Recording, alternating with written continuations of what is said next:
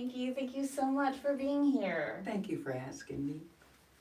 Now, Frankie, you have a lot that you can say from your talk about you have this long and beautiful life.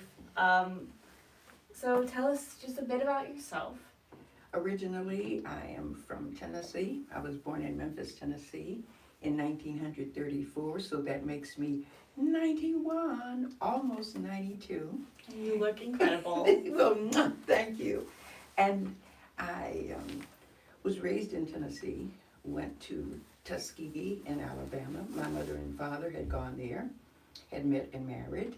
And so when it was time for me to go, because I wanted to get married, I decided I'd go to Tuskegee and find a husband like my daddy.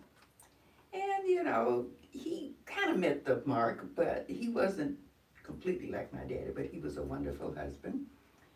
And we had twins right off the bat, twin boys. And we had wanted 2 boys and 2 girls. So the twin boys, I said, got the boys out of the way.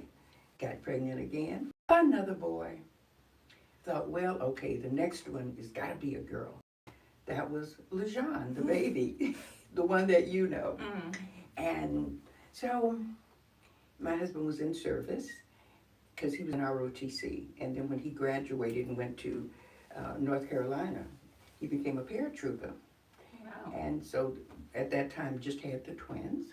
And we had a wonderful time there. Then subsequently, he got out of service. He owned a home in Birmingham, Alabama, and we went there, sold the house, and moved to Compton, California, because I wanted to live in California, so that's where we moved, and stayed there for about 16 years. One of the reasons that I wanted to move from that house, it was a 1-story house, and I was raised in a 2-story house, and so I wanted that up and down the stairs. Well, look at me now. I'm creeping up the steps when I used to just go up them like that. It's nice when you're young. It's nice when you're young. So remember this now. So we came to California, and I started to work in 1960, I believe it was, for Kaiser Permanente, and as a receptionist, and was able to ascend the ladder. Went from a receptionist to senior receptionist, then to an assistant supervisor, and then to a supervisor, and then finally I became an administrator, okay? And worked for them 33 and a half years. And then you retired. Then I retired. Yeah. Okay. But then eventually you decided you wanted to go Back to work. Yeah. Well, it was a matter of finances. Because when I retired from Kaiser, I pulled all of my money out of Kaiser and put it in a company that is no longer in existence now. But it was in existence when the stock market crash came in 2008, and all of my money just went whoosh, out the bucket, out the barrel. So, but my husband was still alive at that time, so we were still making it okay.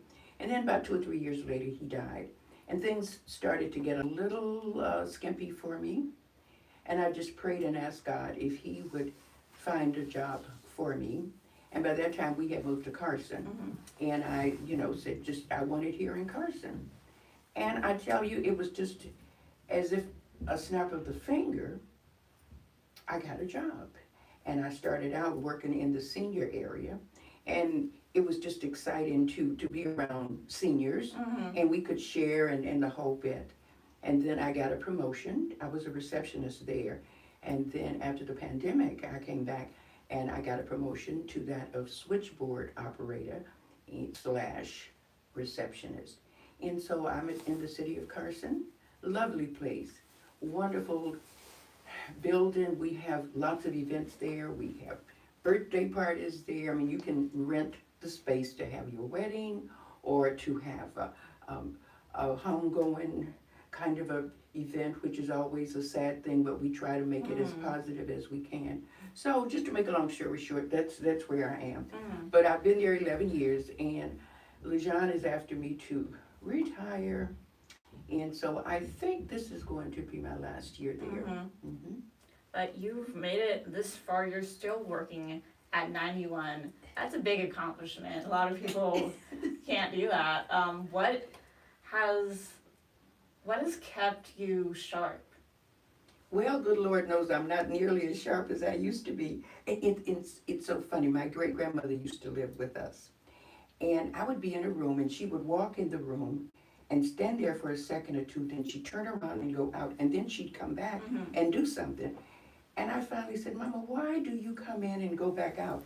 And she says, because when I get in here, I've forgotten what I came for. But when I go back to where I came from, I remember. Well, now I know what what she was talking about. But in order to stay as sharp, I think working, of course, interacting with people. I am a member of several different clubs, the Boys and Girls Club, Kiwanis. We have a Carson Women's Club, and we have several other different groups that I affiliate with. So it helps me to interact with them, and I've been fortunate. They asked me to do certain things within the club. The Carson's Women Club just had the installation of new officers, and so I emceed the event for them, and it was just so much fun. Then we're going to have a fashion show coming up, and I will MC that. And it's just those little things. So the little things mean a lot.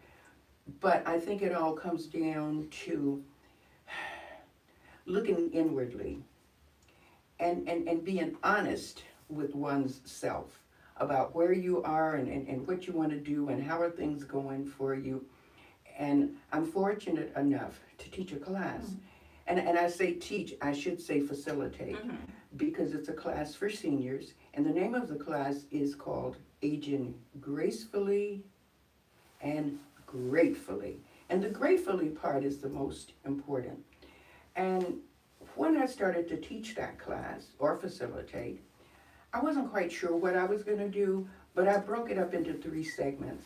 And one segment has to do with knowing that you're getting older and making some changes with your health and what have you.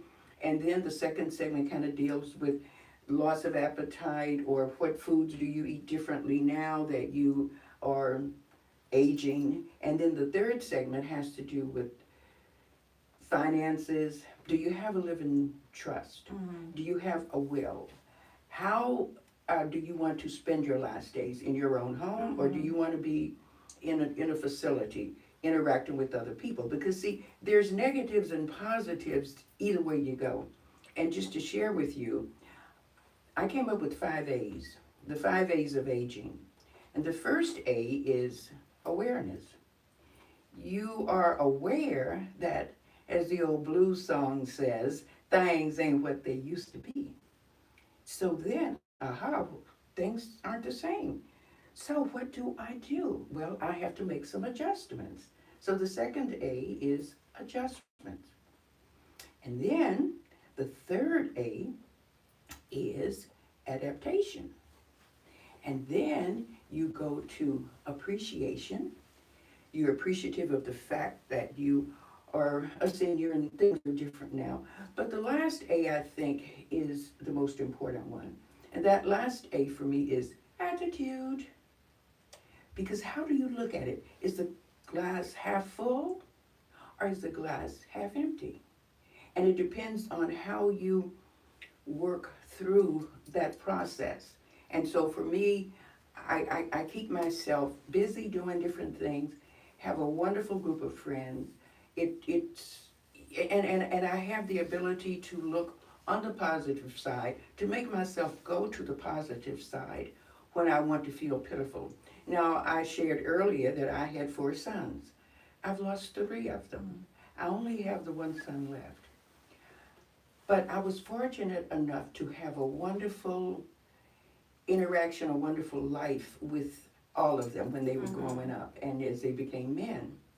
And when I want to feel sad because they are gone, I make myself go to a moment in time when they were younger and certain things happened. For example, the younger twin, I guess he and his twin were about 16 or 17. And I had come home from work this particular night, and I was cooking dinner, and he rushed into the kitchen. He picked me up. He carried me outside to the middle of the street, and he whirled me around. And all the while he was saying, I love you so much, I love you. And he was kissing me. And then I finally said, well, if you want dinner, you better take me back inside. So I went back inside. But that was one moment in time. And when I get pitiful or saddened about the fact that he is no longer with me, I can make myself go to that moment. And I had moments like that with each of my sons. And it's important, I think, for us to interact with people at a level where we feel each other, we share with each other, we cherish each other. And when you do that, yeah, you're gonna have those sad moments. But what you actually can do is to go back in time when you had those wonderful, wonderful moments with that particular person and revel in the fact that you were permitted and allowed to interact at such a level that it gladdens your heart and it calms down your spirits when they want to go in a negative way. Now, I think a lot of people are worried about getting older. They fear it. But is there anything that they can look forward to? Is there anything that you enjoy about the stage of life? Oh, heck yeah. I mean, it's so funny because, you know, you can always say, oh, well, you know, darling, I'm kind of old, so I don't remember everything. Because I used to have a phenomenal memory. And I tell you, sometimes it's in one ear and out the other.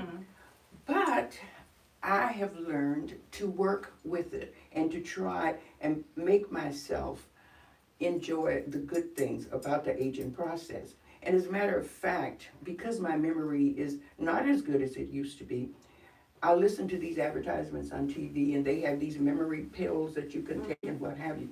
So I made an appointment for next Friday at the clinic in Kaiser to go to a doctor who deals in the aging process. And he's going to examine me, ask me some questions, see where I am on the grand scheme of things. Because, you know, things change and brain cells die. And so you are going to lose some stuff. But if there is help that can be had for me, I would like to have that because I want to be as sharp and as on top of it as I can be at this stage in my life. Understanding that there are some changes that have come about, but the good news is if I can in any way make myself come out of that particular process of going downhill, then I am able to, I want to be able to do that. So this has been an interest in life, So what do you feel is like the key thing to aging well? I think it just has to be a positive attitude. You know that things are not as they once were, but you also know that you can choose how you want to make them work or not work for you. If you want to be pitiful and if you want to do that, or if you can do the best that you can with yourself. If you can, and I have a habit of telling the kids and the people that are in the class that vanity has no age. And so just as I get up and put my lipstick on in the morning before I go walking, because I walk every day except Sunday, I can decide which side of the fence I want to be on. And if I got to get on that other side, how do I get over there? So a lot of it is a mind thing. A lot of it has to do with valuing yourself, being thankful for who you are. And several years ago, as I shared with you a little while ago, Lejean, my son, got me in this pageant. It's a pageant for senior women. You have to be 60 plus. And the name of the pageant is Ms. Senior America. And it's just like Miss America, but it's not funded as well as Miss America is funded. So he read about this pageant and all of this stuff, and he came to me and he said, I want you to get involved in this. And I said, I'm not going to do that. It's just a bunch of old women trying to regroup and redo themselves, and I'm not gonna do that. And he said, no, I want you to do it. And I said, okay, fine. Reluctantly, I would do it. So there are 5 criteria that one must have.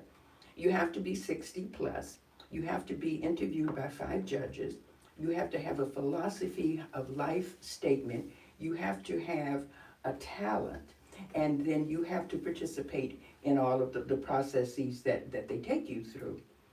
Well, my talent at that time was singing. I have lost my voice. I don't sing as well as I used to. So my talent was going to be the first song that I decided to do was Let Me Entertain You. So I got a bodysuit, tails, a cane, and a hat. And I strutted my stuff out on the stage. So the first pageant was over in Downey, I believe it was. And there were 16 of us there. I was the only black woman that had entered that year. This was in like the 90s. Right? This was 95. And so I got there and I did Let Me Entertain You, and I just wiggled around on stage, and I had a pretty nice body at that time. And the winner is Frankie Stewart. Well, this meant then that I had to go to the state pageant. And the state pageant was held at the Armstrong Theater in Torrance. Oh, here. Yeah, the state pageant was here that year. And I decided I was going to change from Let Me Entertain You to Someday You'll Come Along, the Man I Love. Yeah. Well, I just flounced around and did that.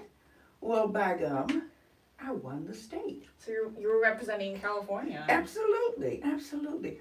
And it was so funny because there was a medical group. It wasn't Kaiser, but it was another medical group that sponsored me. So I was able to fly back to, because they had it in Biloxi, Mississippi, the National, because they didn't have the money at that time like Miss America has it. But I think now they have it in New York. So anyway, I went to the National, and there were about 45 of us, I believe.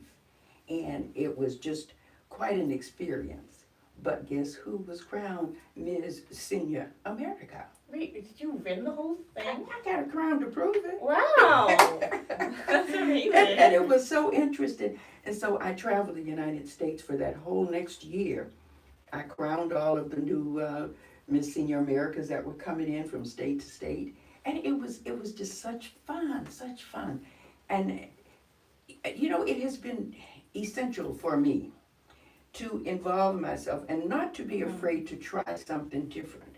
Because when Lejeune presented this to me, I'm like, I'm not going to do that stuff. It's just stupid stuff, old women trying to maintain something that has long gone. But it hasn't all gone. And so that's just another segment of my life that I'm proud of. So I'd love to talk about how you've had this long life, and in that time span, like, things have changed. How do you adapt to how it seems like it's so fast? Well, the main thing that I have not adapted to is the technology. The technology has its place, and we couldn't go forward if we did not have it. But then sometimes it's just kind of too much for me, and so at my job as a switchboard operator, I have a computer and all of that, and I have to use it. And I learn and do what I have to do. But it's not something that I just feel, I can hardly wait to get into the computer. I have a cell phone. I know how to text. But it's more important for me to call you and say, Jessica, how are you doing today? And I hear your voice and you say, I'm things are okay. But I can sense that there's something there. Whereas if I text you, and say, how are you doing? You text me back and say, oh, hey, great, or something like that. So I don't have that personal interaction with another human being that I like to have. So having said all of the above, I embrace the new stuff because I know it's necessary for us to continue forward. But it's just not my cup of tea. I mean, I can't sew, so I don't try to sew. Mm-hmm. But I can, wiggle around and do a few little things in public. I can chair an organization meeting. I can help with seeing that somebody, if they have a fashion show, I can help describe the fashions, say some complimentary things. I can do that. But the aging process is such an interesting one. So with all of the things that are changing, I try to keep up with the essential things that I need to survive. Mm-hmm. Now, I'm still writing checks. And I know this probably is going to tickle you because most people your age don't write checks. You go to Zelle or whatever, whomever these police organizations are that do that.